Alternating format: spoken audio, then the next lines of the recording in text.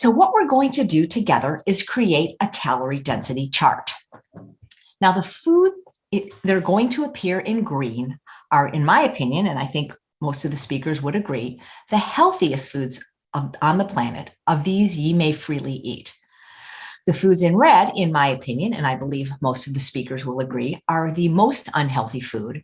Now, the foods in purple, and I should have done this in yellow because then it would have been perfect for a traffic light. Green means go, red means stop, yellow means caution. But because purple is my favorite color, I did it in purple. The foods in purple, now these are very healthy foods, but they happen to be extremely calorically dense. Now, if you were to guess what food, and remember, we're going to be talking about food groups. I mean, of course, there are individual foods in these groups, but you don't have to know individual foods.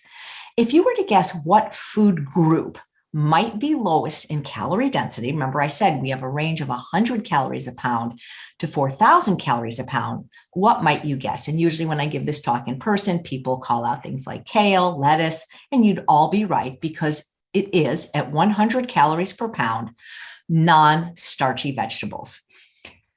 Non-starchy vegetables is pretty much every vegetable you can think of, except ones that are starchy. Things like corn, which is technically a whole grain, parsnips are starchy vegetables, potatoes and sweet potatoes, these would be tubers. But pretty much any vegetable that you can think of is going to be a non-starchy vegetable. And here's an example of some of them. But if you look at this beautiful color photo, some of the things appearing in this photo are technically botanically fruits. For example, cucumber, bell pepper, okra, zucchini, eggplant, and tomatoes. These are technically fruits. We think of them as culinary vegetables, but these actually have only about 67 calories per pound.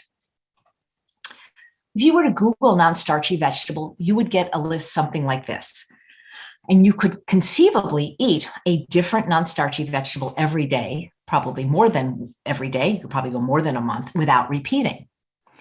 And so the first secret to ultimate weight loss, or really any healthy weight loss, in my opinion, is to eat more vegetables. You know, most Americans eat over 92% of their calories from animal products and processed foods, and less than 10% from fruits and vegetables. There are some people that eat no vegetables, and vegetable eating has gotten so bad in our country that Congress has declared that French fries are a vegetable, that pizza is a vegetable because of the tomato sauce, and that ketchup is a vegetable. I recommend that everyone make every plate of food they eat, breakfast, lunch, dinner, and snacks, at least half of that plate visually be non-starchy vegetables. Because when you do that, you take the food group that is lowest in calorie density, which is about 100 calories per pound, and then you dilute the overall caloric density of your meal. The thing about vegetables is that a lot of people don't like them. Now, maybe you were raised eating a lot of processed food, or maybe your mother didn't prepare them well. You're used to eating, overcooked Brussels sprouts or things like that. But the truth is that we develop taste preferences for what we habitually eat. And if you eat vegetables every day, even if you don't like them at first, you will actually learn to like them. And when you see what they do to not only slim you down, but to stabilize your brain chemistry, you can actually learn to love them. In many of my books and my YouTubes, I teach you ways to make vegetables taste delicious. There are things you can use, like an air fryer. You can use things like reduced balsamic vinegar. You can glaze them, you can roast them, but there are ways to make them taste delicious. They can really help you start not only eating vegetables, but enjoying them. You know, if you know my story, I didn't eat a single fruit or vegetable until I was 43 years old, which is how I got to be almost 200 pounds with the beginning of colon cancer, even though I had been vegan for 26 years. At my 40th birthday party at the Excalibur Hotel in Las Vegas, my husband joked that my wife is the only vegetarian that doesn't eat fruits or vegetables. She thinks Skittles are a fruit. And I did, because for the first 43 years of my life, instead of eating vegetables and starch like I do now for breakfast, every day for breakfast, I'd have a Coke Slurpee, 27-ounce Coke Slurpee with 8 pumps of vanilla syrup. But now I can't even imagine a life without vegetables. One of the things that is really important with vegetables, especially if you're somebody who identifies with food addiction, is that if you're willing to eat these green vegetables, these cruciferous vegetables like the kale and the Brussels sprouts and the broccoli, they actually have a compound in them called thylakoids. And these thylakoids not only block fat absorption, which makes it easier to lose weight, but they turn off the hunger switch, which means it makes you less hungry, and it makes it so that you don't crave all the sweet and junky food. And that is why I recommend that everyone, especially those that suffer from food addiction and want to lose weight, have at least half their plate vegetables at every meal, even including vegetables. Oatmeal and fruit is a very healthy breakfast, but if you're somebody struggling with sugar addiction, the best thing you can do is add greens to every single meal.